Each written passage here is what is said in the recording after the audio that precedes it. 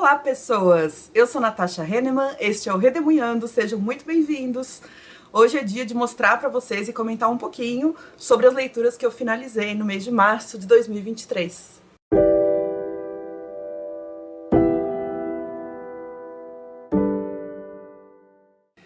Gente, parece que em março eu retomei meu ritmo de leitura. Em outros anos eu fiz projetos para ler só mulheres no mês de março. Esse ano eu não fiz, mas eu só li mulheres no mês de março. Pelo menos só finalizei livros de mulheres, porque eu sempre tô com um monte de leituras em andamento, quem me conhece sabe. Mas tô feliz porque em fevereiro foi tudo muito corrido, voltei às aulas como professora, né? E comecei muitas leituras, mas não tinha conseguido finalizar. Agora em março tudo voltou ao normal, pelo menos pro meu ritmo de leitura. E em abril isso está continuando, eu já tô gravando esse vídeo no dia 10 de abril, no dia 9 de abril. E vou mostrar aqui pra vocês, tem leituras maravilhosas que eu terminei em março. Só lembrando que se você quiser adquirir qualquer um desses livros, ou qualquer livro, ou qualquer produto pela Amazon, por favor, utilize meu link, que sempre fica no box de descrição. Se quiser, já deixa esse link nos favoritos do seu navegador, porque entrando por esse link, comprando o que você quiser, você não paga nada mais pela compra e eu recebo uma pequena comissão pela venda, em vez do dinheiro ir todo pro dono da Amazon, que já está muito rico. Então vamos às leituras. Quero começar falando com vocês sobre Os Sete Maridos de Evelyn Hugo, da Taylor Jenkins Reid, pela editora Paralela, tradução de Alexandre Boyd. Esta não foi só uma leitura, ela foi uma releitura para mim. Eu já tinha lido na versão e-book e mencionei já para vocês que esse ano eu tô montando um clube do livro com os meus alunos, alguns dos meus alunos. E o primeiro livro que eu escolhi para começarmos foi Os Sete Maridos de Evelyn Hugo, que eu sei que é um livro que eles gostam muito, o público da idade deles costuma gostar. E na primeira leitura eu achei o livro bem ok, assim, médio. Na releitura eu gostei um pouco mais. Eu já li pensando em alguns debates que eu poderia fazer com os meus alunos. A história, para quem não conhece, basicamente é a história de uma grande estrela de Hollywood dos anos 50, 60, do século 20. Essa estrela, chamada Evelyn Hugo, já está com 80 anos, nos anos 2017, eu acho, 2018, por aí. E ela resolve dar uma entrevista exclusiva para uma jornalista específica, uma jornalista, inclusive, que é novata. Ninguém entende muito bem por que a Evelyn Hugo requisita a entrevista com essa moça especificamente.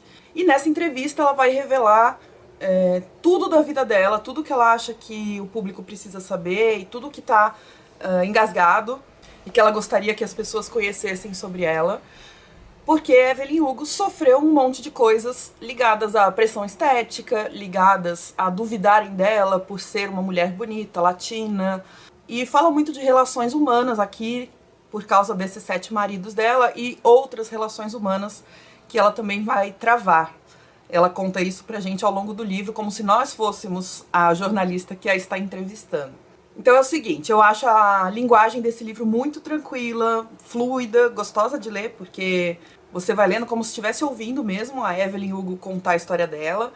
Não acho o livro tudo isso que todo mundo fala no YouTube, no TikTok, né, nas redes sociais. Eu acho que é um bom livro, mas é um bom livro, sabe? Tem vários debates possíveis, como eu disse, violência contra a mulher, sexualidade, padrões de beleza, papéis femininos considerados obrigatórios numa determinada sociedade. Então tem discussões bem bacanas. Mas não é um livro que que explode a minha cabeça e eu quero reler muitas vezes. Não é, tá?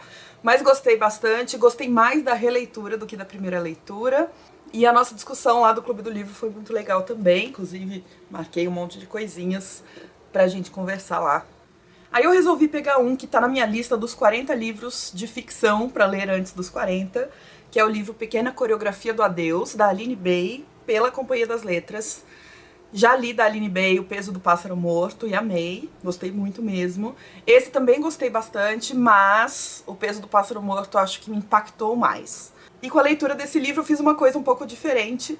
A Companhia das Letras, no ano passado, 2022, era parceira do Redemunhando, esse ano é de novo, renovamos, tá? Mas em 2022 também éramos parceiros, e a Companhia das Letras disponibilizou alguns audiobooks para que os parceiros escolhessem um. E eu escolhi o Pequena Coreografia do Adeus, estava lá guardadinho no meu celular. Eu resolvi testar de novo essa ideia do audiolivro. Eu já tinha escutado um audiolivro uma vez, um livro do Amir Klink, chamado 100 Dias Entre Céu e Mar, narrado pelo próprio autor, e eu adorei a experiência. No caso da Pequena Coreografia do Adeus, também é narrado pela Aline Bay, pela autora, e a Aline Bay não só é escritora, como ela também é atriz. E ela tem um jeito todo específico de escrever. Os livros dela tem como se fossem versos, mas não são versos, não é poesia, tá? É um romance mesmo, mas ela faz essas quebras de linhas que a gente vê mais em versos. E ouvir a Aline ler esse livro, assim, é muito diferente de ler sozinha. Porque eu tentei ler sozinha um pouco, e eu leio muito corrido. A Aline vai dando as pausas que ela quer, os silêncios que ela quer. E é um livro muito cheio de silêncios, mesmo. Conta a história da Júlia Terra, e da relação dela com o pai e com a mãe, desde criança até adulta. E é uma relação muito complexa, de dependência, de frustrações, de admiração, de amor, mas também de abandono, de medo, de raiva.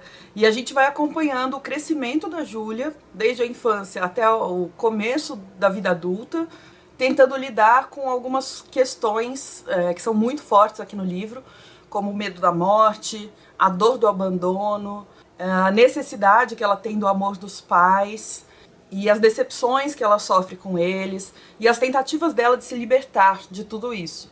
É um livro que é forte, mas ao mesmo tempo é muito sensível, delicado, como a Aline Bay é também. E, de verdade, a experiência do audiolivro foi espetacular. Recomendo quem gosta de ouvir histórias. Tinha vezes que eu ia acompanhando o texto, lendo mesmo, mas era aí que eu via que o meu ritmo era muito mais rápido do que o ritmo da narradora, da Aline e da Júlia. Então eu fiz questão de não acelerar, porque dá, né, tem esse recurso, igual aqui no YouTube, de você acelerar o vídeo, acelerar o áudio, no caso do livro. E eu não acelerei em momento nenhum, porque é um livro que você precisa suspirar e respirar e parar.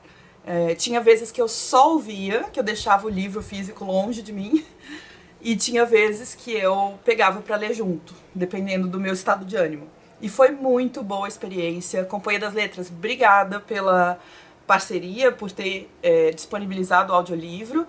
Inclusive, já vou deixar aqui o spoiler de que, novamente, a Companhia das Letras disponibilizou um audiolivro para os parceiros, agora em 2023. Eu já escolhi o que eu quero ler, mas depois eu conto para vocês. E ele ainda não chegou, mas quando chegar eu vou ouvir e venho contar. Eu li esse que já está entre as melhores leituras do ano, eu amei. O livro Não Fossem as Sílabas do Sábado, da Mariana Salomão Carrara, pela editora Todavia. Esse foi o livro do mês de março do Piquenique Literário. E a Mariana Salomão Carrara veio aqui para São José dos Campos participar do piquenique, a convite da Thaís e do Bruno. Autografou o livro e, gente, eu amei essa leitura, de verdade. Eu já tinha lido da mesma autora Se Deus Me Chamar Não Vou. Eu gostei do livro, mas também não foi nada super impactante pra mim. Esse aqui, chorei. Achei um livro muito redondo. Assim, pra mim, nada aqui tá fora do lugar. Nada podia ser tirado, nada precisa ser acrescentado, sabe? Eu achei um livro maravilhoso. Não Fossem as Sílabas do Sábado conta a história da Ana, que é uma moça que, num certo dia, chama o seu marido André. Eles moram num prédio de apartamentos. O André tá no apartamento e ela chama o André pra ajudá-la a carregar um quadro lá pra cima. E ela fica esperando lá embaixo, que o quadro tava muito pesado. E aí, no momento em que o André desce pra ajudá-la com o quadro, um corpo cai de cima da janela e cai exatamente em cima do André, do marido dela, e mata. Os dois morrem, obviamente, com essa queda. É uma morte muito violenta, totalmente inesperada, e a Ana entra em choque e entra num luto muito, muito complexo e muito profundo. E para tornar tudo ainda mais difícil, esse dia da morte do André é o dia em que a Ana descobre que tá grávida. Ela ia contar para ele que ela tá grávida, E é exatamente nesse momento que a vida dela muda completamente. Então, pra mim, é uma história sobre luto, mas também é uma história da construção de uma amizade. Por quê? A esposa do homem que se jogou do apartamento lá em cima, chamada Madalena, é a vizinha do prédio aí da Ana, a Madalena acaba aparecendo com muita frequência no apartamento da Ana para ajudar do jeito que ela puder, porque que ao longo do livro a gente vê que a Ana culpa a Madalena por tudo, assim, pela morte dos dois maridos, pela morte dessa vida, desse projeto que a Ana tinha com o André. A Ana tem um amargor muito grande em relação à Madalena, e a Madalena lida com o luto sendo muito prestativa. Então ela vai no apartamento da Ana, querendo ajudar em tudo, querendo ajudar com a bebê quando ela nasce. Uma mulher prática que resolve as coisas. E no fundo elas vão construindo essa relação de amizade, mas que tem um peso muito grande em volta, um peso de morte, de culpa, de raiva, tudo misturado, porque a Ana sente que a Madalena faz parte desse assassinato do marido dela, basicamente. Uma das coisas que eu mais gostei é que esse livro é narrado exclusivamente pela Ana. É como se a gente estivesse na cabeça dela. A gente não sabe nem o que ela diz pra Madalena, pra Catarina, que é a filha dela. E eu achei essa escolha da Mariana Salomão Carrara excelente, de contar a história de um único ponto de vista. Eu acho que hoje em dia existe uma tendência grande de ir alternando os capítulos e colocando vários pontos de vista para você ir conhecendo as coisas de uma forma completa, mas eu gostei de conhecer as coisas de uma forma incompleta, de uma forma totalmente comprometida, né? A gente tá ouvindo uma história em primeira pessoa, uma pessoa que não é isenta, ela tá totalmente rancorosa com a situação que aconteceu, o que faz o livro ficar super denso. Eu, pelo menos, fui tragada ali pela mente da Ana e chorava enquanto lia. Foi uma experiência bem intensa pra mim. A história vai se desenvolvendo em alguns capítulos que são relativamente avulsos, assim, você não tem uma linha temporal contínua. São também relativamente curtos esses capítulos, e ela vai pulando de um tempo para outro. Então tem momentos em que a gente está logo após a morte do André, algumas horas depois da morte dele, tem momentos em que a gente está 10 anos depois da morte dele, tem momentos que voltam para a infância da Ana e contam sobre os pais dela, por exemplo. E para mim o tema principal desse livro é o absurdo da morte e como é difícil da gente processar a morte de alguém muito próximo, principalmente se essa morte é inesperada, se é um acidente. O peso do luto, o labirinto que o luto é, como é um processo cheio de contradições e sentimentos que às vezes são até paradoxais e que pra gente são muito difíceis de digerir, pelo menos pra mim é. É muitíssimo bem escrito, é bem real, eu achei, na maneira de descrever o luto. Aqui na orelha do livro tá escrito: não fossem as sílabas do sábado, com sua narrativa íntima e repleta de passagens que assombram pela concretude. E eu acho que essa definição é muito boa, porque realmente eu senti que ela tá falando do luto de um jeito concreto. Mas para além disso tem outros temas também, o tema da amizade, o tema da maternidade. A Ana tem uma relação com a filha dela bem complexa também, por conta de a filha dela lembrar o marido dela o tempo todo e lembrar o que poderia ter sido e não foi, sabe? É um livro muito bonito, intenso, como eu já falei, sobre luto, na minha visão, é o tema principal.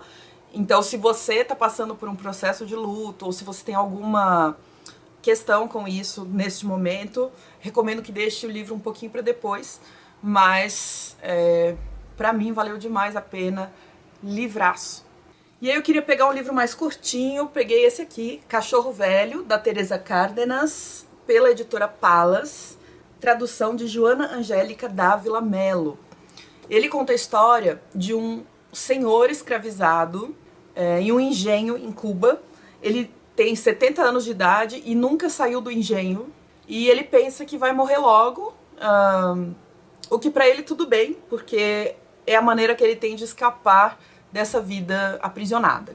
A autora Teresa Cárdenas é cubana, veio para Flip no ano passado, 2022. Eu queria muito tê-la visto e pegado um autógrafo, mas eu não pude ir, que eu estava com o pé machucado e Paraty, aquele centro histórico de Paraty, é impossível de andar se você tem alguma dificuldade de mobilidade.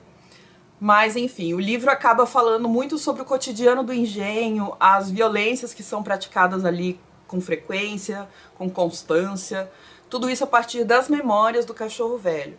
E fala também das múltiplas resistências desses escravizados, por exemplo, as histórias que são contadas do continente africano, lá dentro do engenho mesmo, os próprios devaneios e lembranças do narrador, que é o cachorro velho, que acabam servindo como uma espécie de escape da catequização que eles sofrem, o ímpeto da fuga, que é presente aqui, a revolta contra os patrões, os tambores, as danças, os quilombos. Então fala de tudo isso. É um livrinho pequeno, olha só o tamanho da letra, é enorme, e tem tudo isso aqui.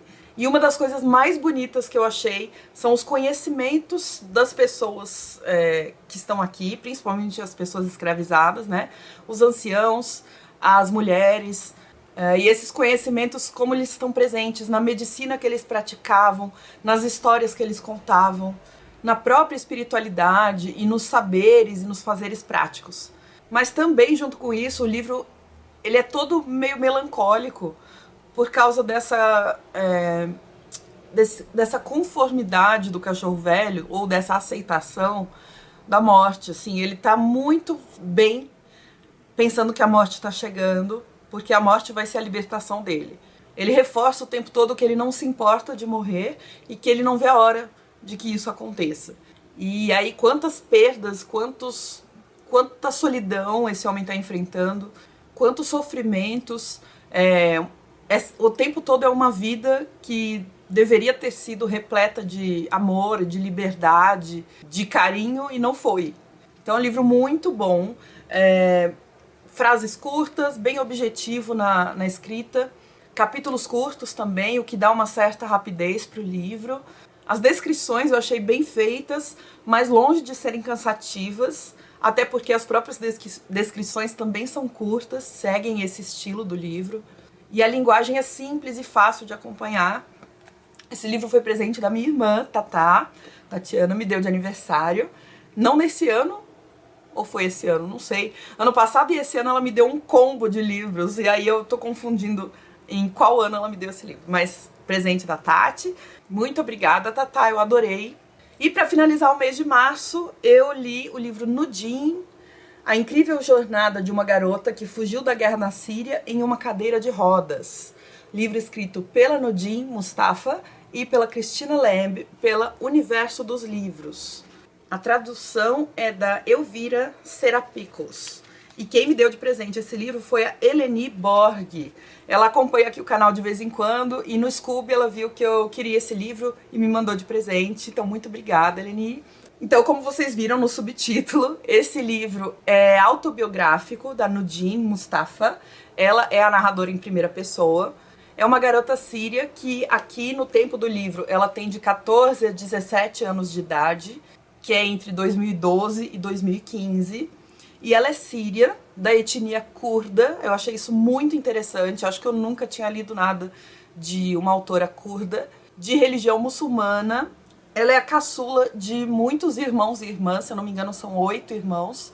E ela tem paralisia cerebral e dificuldades de locomoção em consequência dessa paralisia cerebral. Então imagina que ela vai ter que empreender uma fuga que é muito difícil de ser feita, muito cara, muito desgastante, só que numa cadeira de rodas. Então ela ainda tem mais um obstáculo além de todo mundo. E realmente aqui ela narra uma jornada e tanto. Não só isso, tá? Para vocês terem uma noção, ela contextualiza bastante as coisas que estão acontecendo na Síria, fala da Primavera Árabe, fala da instalação ali na Síria de alguns grupos muito radicais.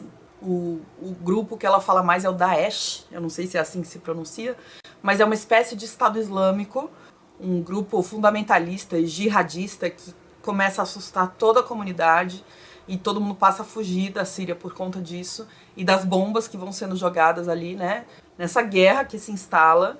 E o objetivo dela e da irmã, ela vai junto com a irmã mais velha, o objetivo delas é chegar na Alemanha. Tem um irmão delas que mora na Alemanha, só que para chegar na Alemanha elas precisam ir por terra e passar por um monte de países, e de vez em quando as fronteiras fecham, então elas passam pela Grécia, pela Turquia, pela Sérvia, pela Croácia, e um monte de burocracia, e tem que entrar naqueles botes totalmente inseguros, superlotados. Ela conta inclusive da história daquele menininho sírio que foi encontrado numa praia, que ficou uma foto famosa do menininho morto na praia, né, o corpo dele, tentando chegar na Europa, enfim. Quanto ao estilo, é uma escrita, uma linguagem muito tranquilas, sem rebuscamento nenhum. Teve momentos que eu senti o tom assim um pouquinho didático demais, ou sei lá, um pouco ingênuo demais. Não sei muito bem como descrever. É que eu não estava esperando esse tom neste livro especificamente. Não achei um livro envolvente. E não me entendam mal, eu acho a jornada dela assim um absurdo de difícil, de impactante. É uma jornada impressionante e que dá uma dimensão humana para essa crise dos refugiados, principalmente na Síria. Ela fala bastante dos iraquianos e dos afegãos que também estavam nessa corrida para tentar chegar na Europa Ocidental. Como eu disse, eu também gostei muito de ficar sabendo mais sobre os curdos lá na Síria. A população curda é uma das mais resistentes a esses grupos fundamentalistas que tomam conta ali. Mas o que eu quero dizer é que o texto em si transmitiu pouca emoção para mim. Eu não me senti envolvida mesmo, assim. Para mim foi um relato de uma sequência de acontecimentos e às vezes a descrição assim sequinha do que ela sentiu, sabe? Mas esses sentimentos não passaram para mim como leitora com muita força. Então eu achei um livro médio. Acho que talvez eu esteja comparando um pouco com outro livro que fala de guerra civil e que é um relato de não ficção, que é o Muito Longe de Casa, do Ismael Beá, um homem, hoje em dia ele é um homem, mas que conta as memórias de infância dele quando ele foi um soldado na Guerra Civil de Serra Leoa. E esse livro eu achei, assim, a parte escrita me envolveu muito mais do que o Nudin. Mas uma história que vale muito a pena conhecer. Eu recomendo. Se você se interessou pela sinopse, eu recomendo que leia. E é isso, essas foram as minhas leituras no mês de março, espero que vocês tenham gostado. Me conta nos comentários se você já leu algum deles, se você gostou da história de algum deles que eu narrei aqui, se você acha que vai gostar da leitura. E me conta também nos comentários qual foi o melhor livro que você leu esse ano escrito por uma mulher. Aproveitando aí o mês de março que acabou de passar, e que eu também só li livros escritos por mulheres. Não foi muito planejado, mas aconteceu. E é isso, me deixa um joinha pra mim, que ajuda muito. Obrigada por estarem aqui, por assistirem até o fim. E a gente vai se falando nos comentários, tá bom? Um beijo, até o próximo vídeo. Tchau!